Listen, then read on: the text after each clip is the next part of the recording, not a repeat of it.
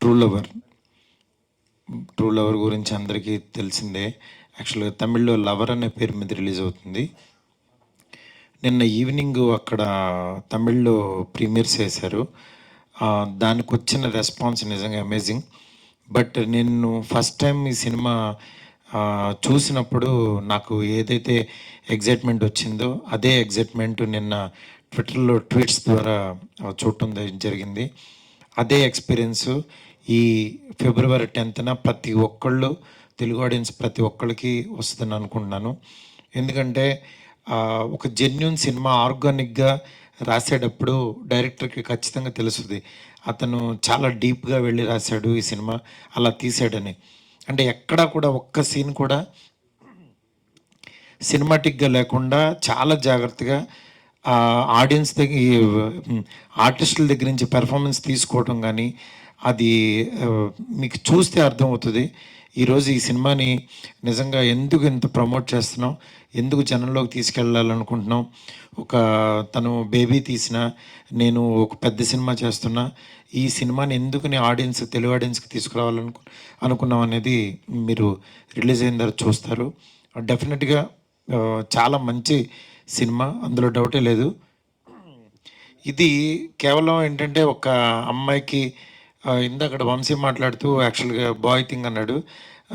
యాక్చువల్గా గర్ల్స్కి నచ్చేది బాయ్ థింగ్సే, మళ్ళీ బాయ్స్కి నచ్చేది గర్ల్ థింగ్సే.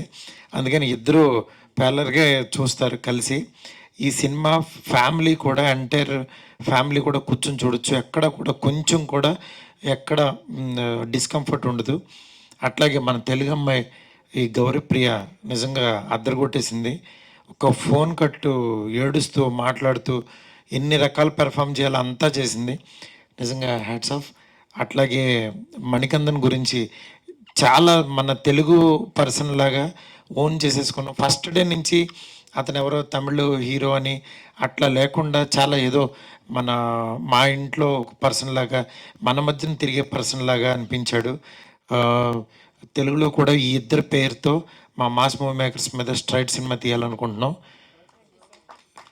అది డెఫినెట్గా మంచి సినిమాస్ ఎప్పటికప్పుడు అందించాలనే మా తపనని, మమ్మల్ని బ్లెస్ చేస్తూ ముందుకు నడిపిస్తున్న ఆడియన్స్ అందరికీ చాలా చాలా థ్యాంక్స్.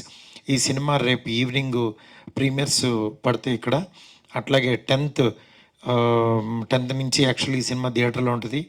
ఈ వ్యాలంటైన్స్ డేకి నేను అందుకే యాక్చువల్గా never forget this true lover in this Valentine's day అని పెట్టాను. ఎందుకంటే మనం నిజంగా మర్చిపోలేం. ఇప్పుడు మళ్ళీ ట్రైలర్ చూస్తుంటే నాకు మళ్ళీ 2 గంటల్లో మనల్ని తెలియకుండా వాళ్ళ వరల్డ్లోకి తీసుకెళ్ళిపోయారు. అక్కడే సక్సెస్ అనిపించింది డైరెక్టరు. నిజంగా ప్రభువ్యాస్ చాలా అద్భుతంగా డైరెక్ట్ చేశాడు.